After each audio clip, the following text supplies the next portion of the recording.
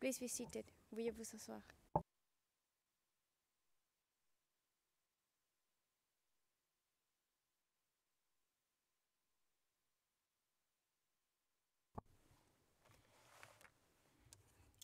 L'audience est ouverte. The hearing is open. Madame la greffière, Court officer, veuillez annoter l'affaire, s'il vous plaît. please call the case. Court officer, thank you. Your Honour, the situation in Mali, in the case of the prosecutor versus Al Hassan Ag Abdul Aziz Ag Mohammed Ag Mahmoud. Reference of the case is ICC 0112-01-18, and we are in open session. Judge, thank you very much, Court Officer. Thank you. And good morning to everyone. I would like to welcome all the parties and participants and the staff of the chambers and the registry who are present in this courtroom, as well as all people who are following us from outside. I note that Mr. Al Hassan is present in the courtroom. That is a very good thing. Good morning, Mr. Al Hassan.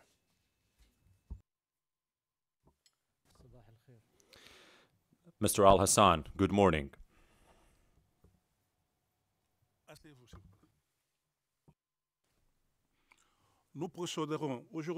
So we will proceed following the statements of following the opening statements of the prosecutor. Now, are there any changes in the composition of the teams, prosecutor, Madam Prosecutor? Prosecutor, no, Your Honour. The office of the prosecutor is still represented as yesterday. Merci beaucoup. Thank you very much. That's very important for the transcript. For the defence, Maitre Taylor.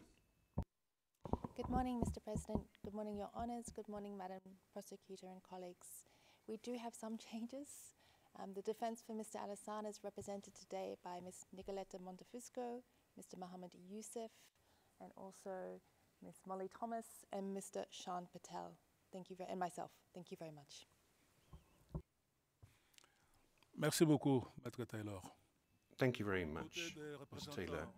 Now, for the legal representatives of victims, Mr. Sita, there are no changes. It's the same composition as yesterday. Thank you very much.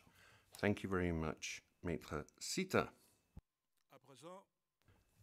And now we are going to proceed with the opening statements of the prosecutor. I don't know who's going to take the floor. Is it Madam Prosecutor? Or is it Mr. Diatre or somebody else? Prosecutor, good morning, Your Honour. It is my colleague, Moussa Alafi, who's going to make the first presentation with the trial director and the table which was distributed by the court officer, and that will be followed by an interactive presentation by Ms. Sarah Coquillot, who will finish the presentations of the Office of the Prosecutor. Thank you, Your Honour. President, thank you for this perfect distribution of the work, and I would like to announce to you that you have 2 hours available to you. Now, the chamber would like to sit without any encumbrance just to the end of the 2 hours. Alors, je me suis trompé. Madame la greffière m'a dit que vous avez... I'm sorry. The court officer tells me that you have 2.5 hours.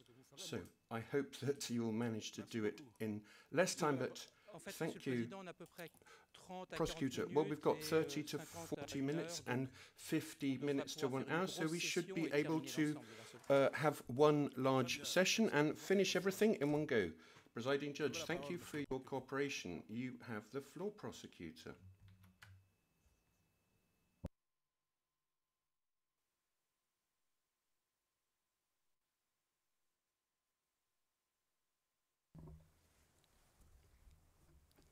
Monsieur le Président, Madame la Juge. Your Honour, Your Honours, good morning. First of all, I would like to stress that all the documents that I'm going to show in this presentation can be publicly disseminated.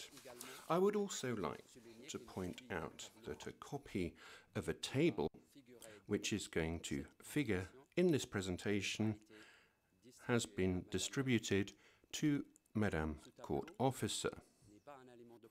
This table is not being tendered into evidence. It is a tool for follow-up and for the understanding of this presentation. Your Honours, this presentation complements and builds upon what was presented yesterday by Madame Prosecutor and my colleagues Gilles Dutâtre and Diane Luping. This presentation covers but a small proportion of the available documentary evidence in this case concerning the reports of the Islamic police and the judgments of the irregularly constituted Islamic court. It concerns what can be called the connected cases, that is to say, the cases for which we have in evidence the report of the Islamic police drafted by the accused, the corresponding judgment of the Islamic court, and, if necessary, evidentiary images of the execution of the sanctions decided upon. This all comes in addition to the documented participation of the accused in all the different phases. Now, of course, we are still and always talking about Timbuktu between April 2012 and January 2013, the period of occupation by the armed groups Ansar Din and Akim. Now, this presentation has two objectives: to give a clear idea of the way in which the Islamic police, of which the accused was the de facto commissioner, and the irregularly constituted Islamic court worked together, and above all, to further illustrate the central role Al-Hassan had in the functioning and the work carried out by the police, but also his role in the work, the functioning, and the decisions of the Islamic court and the sanctions meted out to members of the civilian population.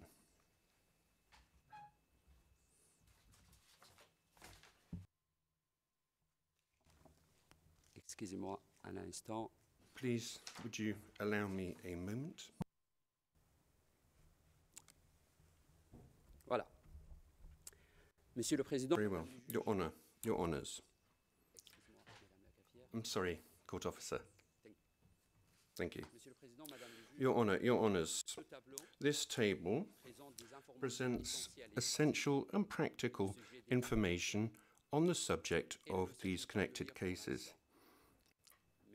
I'm not going to read it for the moment, but for the need of this presentation, I'm going to briefly explain the structure thereof, and then I will take and develop two examples which you can follow on your screen. But please allow me from the very outset to state that the prosecution has a lot more documentation on the Islamic police and the Islamic court than those presented in this table. And once again, this table contains only these so-called connected cases. However, the prosecution does possess more than 100 documents on the work of the Islamic police. Approximately 70 reports were written by the accused, and over 17 were referred to the Islamic Tribunal. In addition to that, there are other documents linked to the work of the Islamic police. Your Honour, my colleague said yesterday, and this will be established during this trial, that these reports of the Islamic police were indeed written by the accused himself. Furthermore, witnesses such as P150 or P626 will confirm during the trial that the handwriting and the signature on these reports are those of the accused. We also have over 180 documents relating to the work of the Islamic Court, approximately 95, including approximately 95 judgments, in addition to other documents concerning the work of the court. There are three different categories among the available documentary evidence. The first category is that of the reports of the Islamic police on cases connected to the judgments of the Islamic Court, and that is the subject of this presentation and this table.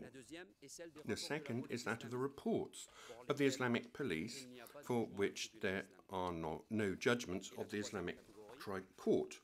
And the third category is that of the judgments of the Islamic Court for which we do not have reports of the Islamic police, even if, in certain cases, the judgment of the court makes reference to the role of the Islamic police. Your Honours, these two last categories contain relevant documentary evidence which you will hear during the trial, but they are not included today in this presentation. If you would allow me to go back to this table contains 27 connected cases, among which there are 17 criminal cases and 10 civil cases. The persons sanctioned in the 17 criminal cases are, of course, among the victims of crimes for which the accused Al-Hassan is today being prosecuted before your chamber. Furthermore, where it concerns the 10 civil cases, we have decided to include them in the table because it does show the extent to which the Islamic police and the accused were involved in all the cases, whatever their nature or importance, and with the desire set out by Ansar Deen and ACME to regulate and to control all the aspects of life in Timbuktu. This also shows that these civil cases are managed and treated in the same way as criminal cases, and furthermore, because certain civil cases can lead to criminal sanctions. For example, indeed in this table, we have a case which started with an application for divorce and finished with criminal sanctions. That is the case of number 10 in this table. Now, this table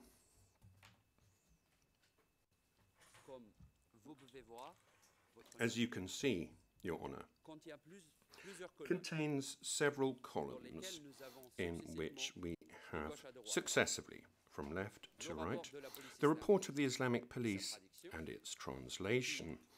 Furthermore, the indication that this report was shown, whether this was shown or not, to Al-Hassan during his interview by the investigators of the Office of the Prosecutor.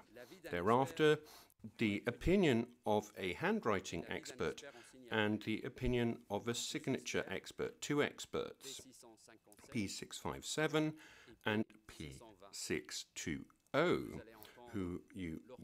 whose testimony you will hear during the trial. Furthermore, there is the judgment of the corresponding Islamic court with any observations that Al-Hassan was able to make during the interview.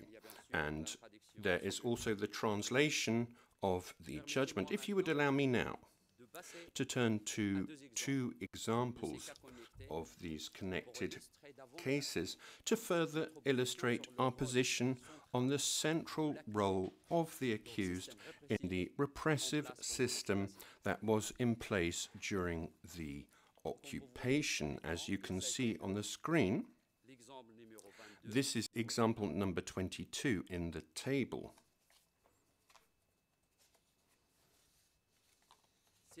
This is case number 54, a case classified by the Islamic police, or in fact by the accused, and thereafter by the Islamic court, as being a case of adultery. After investigation and report by the Islamic police and drafted by the accused, the court condemned the couple, convicted the concerned couple, and they were flogged in public on the 29th of December 2012.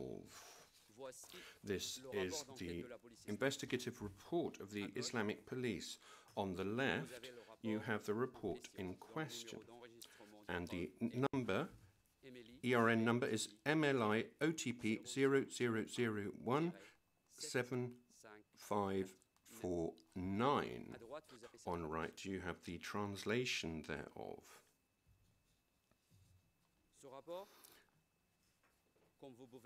As you can see, this report is signed. At the bottom of the document, it has the stamp of the Islamic police in green, and it is dated 26th November 2012. This report was examined by a handwriting expert, as you can see here. You can see the ERN of this report by the expert, and the expert concluded that the handwriting on this document is identical to the handwriting of the accused.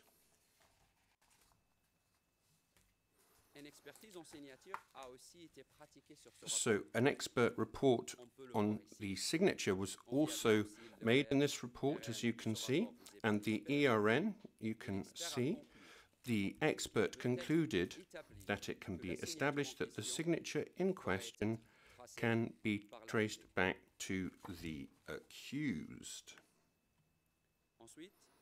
Furthermore, as you can see on the back of this report was sent to the Islamic court. On the left, you have the back of the report with the referral, and on the right, you have its translation. This report, as you can see, was shown to the accused during his interview by the investigators of the Office of the Prosecutor. And as you can see on the left, this is the report in question. On the right, you can see that the accused recognized his handwriting and signature in this document. Furthermore, as you can see here, Hassan also stated that he was the person who had received the complaint, and he was the person who had heard or interviewed the father of the girl. He also confirmed, as you can see here, that his report had been sent to the Islamic court. Let us now go to the judgment of the Islamic court concerning this incident. On the left, you have the judgment concerning this case. The ERN number is MLI OTP 00017426. On the right, you have the translation thereof.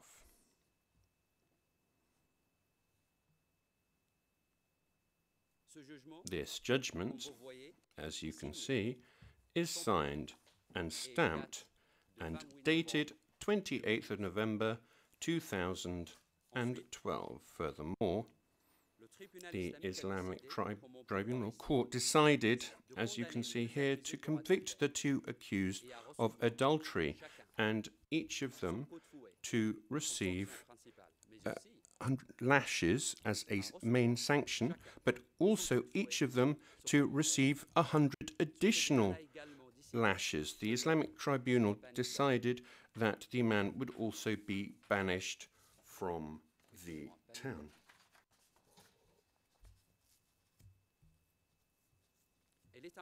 It's important here, Your Honours, to note the dates on these documents. As you can see here, the police report is was written and signed by the accused concerning this case on the left, dated the 26th of November 2012, and the judgment on the right, dated the 28th of November 2012.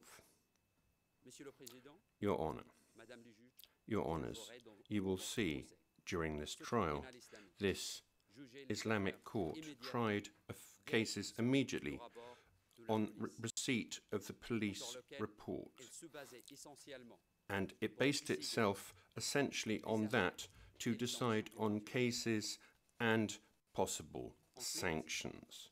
Furthermore, as you can see here, Al-Hassan recognized this judgment in question during his interview by investigators of the Office of the Prosecutor.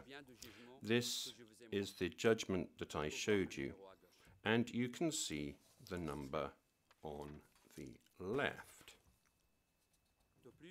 Furthermore, as you can see here, Al-Hassan also stated that the execution of such sanctions happened 1 or 2 days after the judgment. Your Honour, Your Honours, once again, you will see during this trial that the Islamic court tried cases in a summary manner, basing itself essentially on the investigative reports, and this was in general done on the same day, or between 1 or 2 days after receiving the report of the police drafted by the accused. You will also see that the sanction in this type of case is generally executed between 1 or 2 days after the judgment. If we now go back to the judgment that I showed you,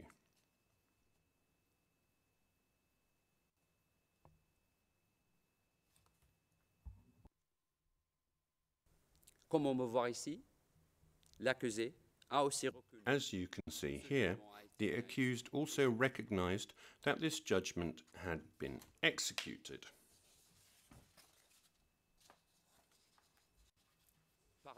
Furthermore, it's important to stress here that the accused stated that he himself participated in the execution of the sanction against the man in this case. And you will see a picture, extracts of the statements of the accused during his interview by investigators of the Office of the Prosecutor.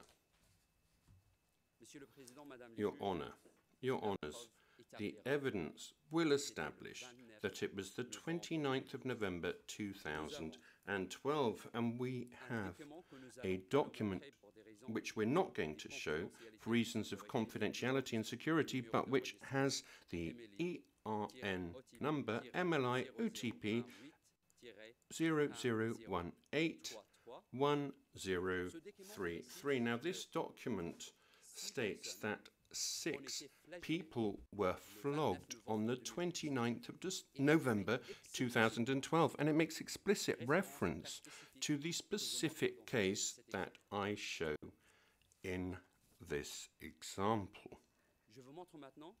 I would now show you, if you would allow me, some images or pictures of the execution of sanctions on this 29th of November 2012. First of all, you have a first picture of the public execution of sanctions on that day. We can see on the right of the picture a woman who is being flogged by the man on the left of the image.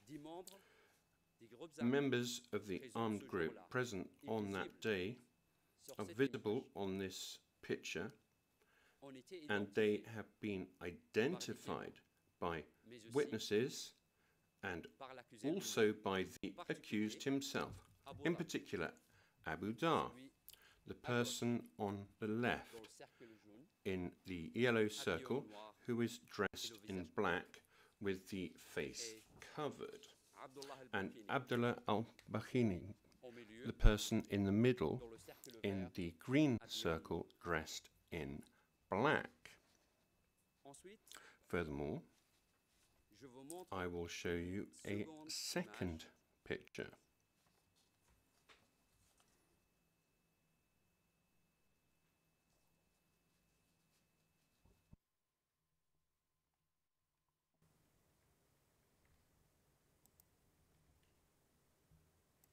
Excusez-moi.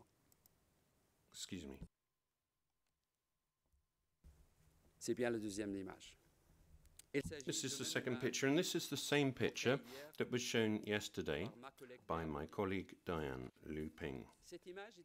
This picture is also a photograph taken during the execution of sanctions on the 29th of November 2012, in which we can see Al-Hassan opposite a victim. And several witnesses identified Al-Hassan in this image. The accused did so himself in his interview. He identified himself. And you can also see the same people identified in the previous picture, namely Abu Dar on the left in the yellow circle and Abdallah Burkanibi in the middle of the green circle.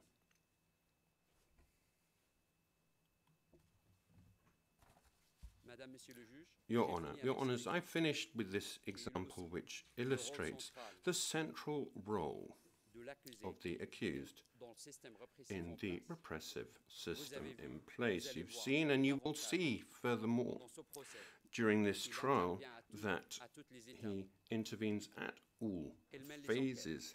He leads the investigations, he writes the reports of the Islamic police, he brings the people concerned before the judges with the report which he himself writes on the case, and the court base themselves essentially on that to take their decisions. Furthermore, the accused Al-Hassan participates, even organizes in certain cases with the Islamic police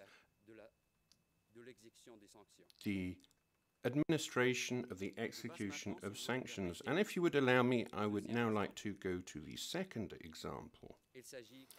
And this, as you can see here, is number 3 in the table. And this is a case that was classified as one of alcohol sale. The person was arrested by the Islamic police and detained during a period of 2 months, interrogated and tortured, tried and convicted on the 16th of July 2012, the same day on which the accused submitted his report to the Islamic court. Now, this is the report of the Islamic police concerning this case. As you can see on the left, you have the report of the Islamic police. The ERN number is MLI OTP 00017514, and on the right you have the translation thereof. This report, as you can see here, is signed at the bottom of the document and has the stamp of the Islamic police in green and is dated the 16th of July 2012. Your Honour, once again, it shall be established during the trial that this is indeed the handwriting and signature of the accused. This report was subject to an expert handwriting review, as you can see here, and you can see the ERN number of the report. The expert concluded that the handwriting in this document is identical to that of the accused. As you can see on the back of this report was sent to the Islamic court. On the left you have the referral, and on the right you have the translation thereof. Furthermore, as you can see here, this report was shown to the accused during his interview by the investigators of the Office of the Prosecutor, and he recognized his handwriting and his signature on the document in question. It is the same report in question.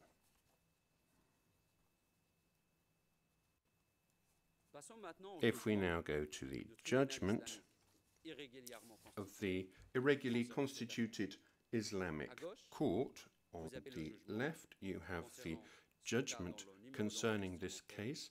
The ER number is MLI OTP 0001 7490. And on the right you have the translation thereof.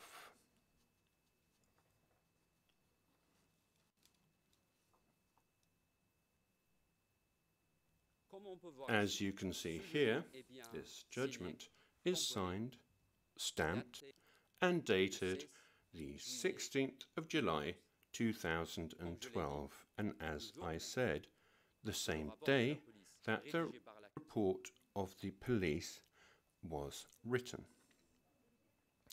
by the accused. Furthermore, this Islamic court, which was irregularly constituted, decided, as you can see here, to sentence the accused to 40 lashes and to pay a fine of 50,000 francs and the closure of his shop for a period determined by the Islamic police. Your Honour, Your Honours, it is important here to point out that this decision, in addition to the fact that it includes serious and grave corporal punishment, shows the strong relation that there was between the Islamic police and the Islamic court, and above all, the importance of the role of the police, and in particular, the importance of the police is also illustrated by the fact that it is responsible for determining part of the sanctions for the cases presented and dealt with before the Islamic court. And here, this is the length of closure of the shop. And as I said furthermore, you can see here the report. The report of the Islamic police and the judgment of the Islamic tribunal concerning this case.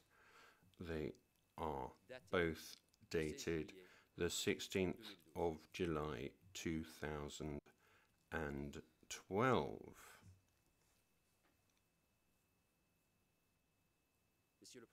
Your Honour, Your Honours, however, it must be stressed that the victim was detained for approximately 2 months, the period during which the victim was interrogated and tortured in vain.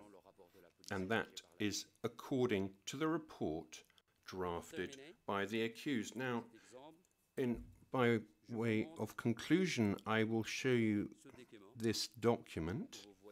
As you can see, it is an extract from the interview of Hassan with investigators of the Office of the Prosecutor, during which he recognized that the victim in question was indeed interrogated and tortured at the hands of the Islamic police.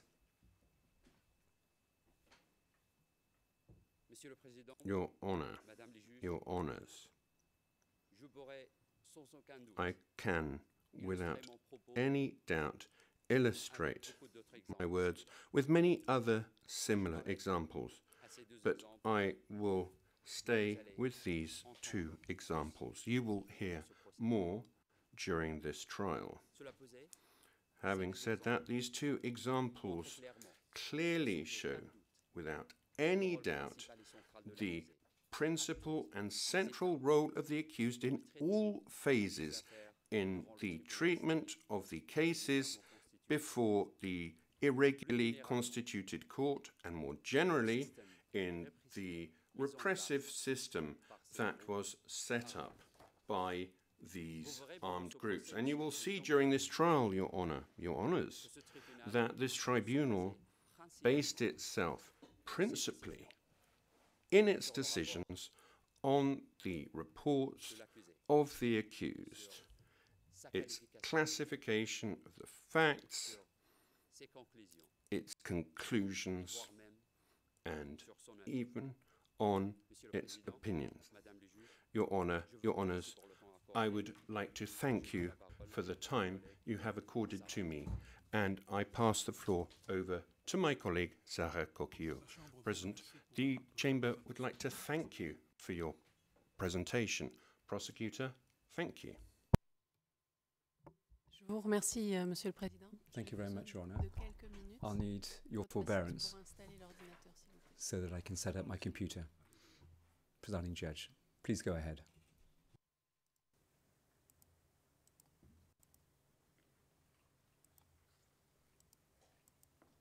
Je dois juste changer la place.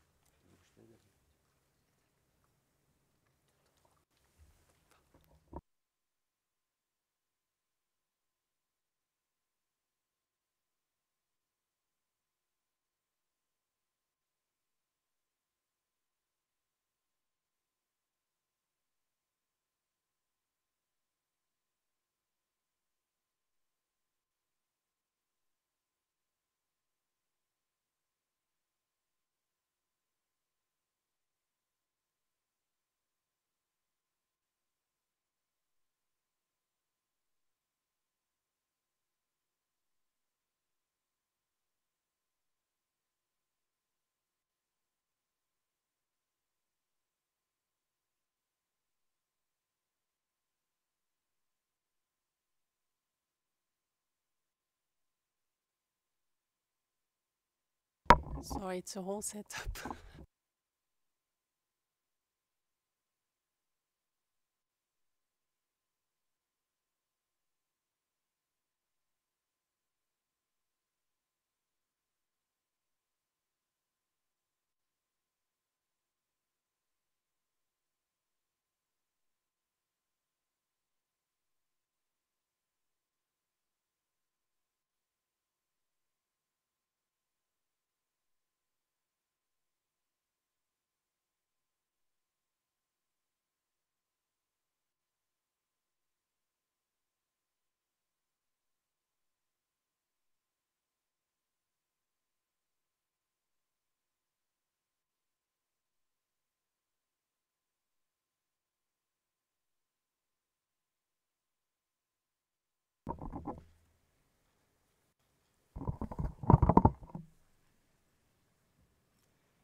Good morning, Your Honours. I will show you what my colleagues meant when they were referring to various instances in this case and what the role of Mr. Al-Hassan was. I will now, with your permission, use an interactive platform. It's created by Saitu Research and it's based on evidence collected by the Office of the Prosecutor. It can be broadcast in and outside of the courtroom. That shall greatly help everyone get a sense of what happened in Timbuktu in 2012-2013, and it will show you the various crime scenes as well as other various locations mentioned by our witnesses. The platform has two main components. On the one hand, you will see a 3D environment that was modeled by Saitu to best recreate visuals of the city. So the various buildings, streets, etc. And this was done, of course, after the events.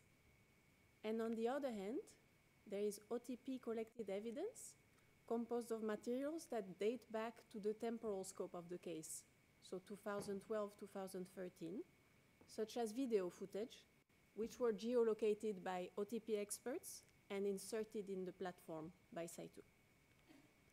Let me start with an overview of the city of Timbuktu itself. You see it now on your screens. I I will slowly, is it showing?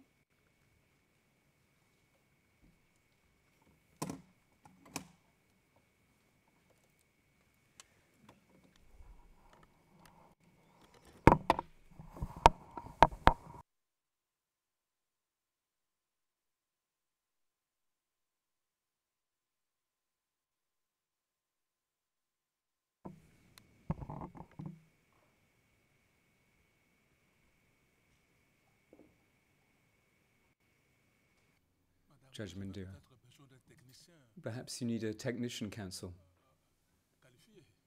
a qualified technician to come to your assistance. Defense counsel, it's true that I am not a qualified technician.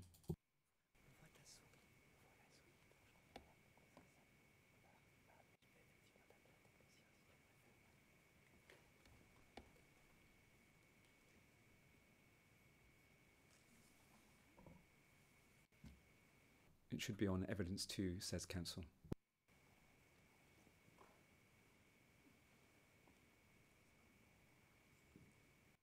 Technician is on her way. Merci beaucoup, Madame la greffière. The judge. Thank you very much, court officer. It's much more effective to proceed in that manner.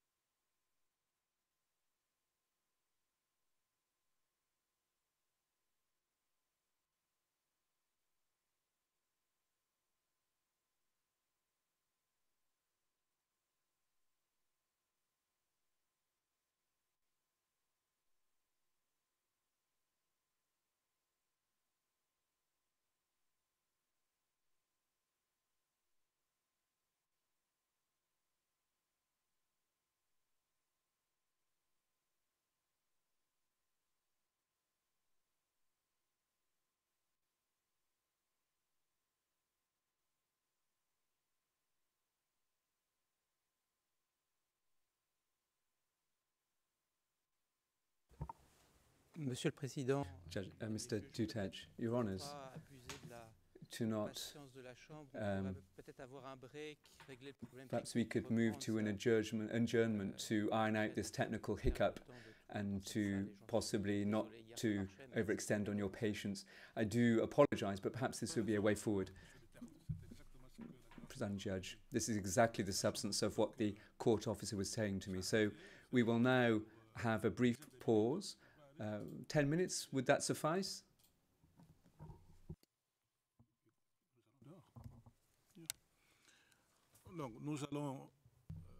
So we shall rise for 10 minutes. All rise. We are adjourned.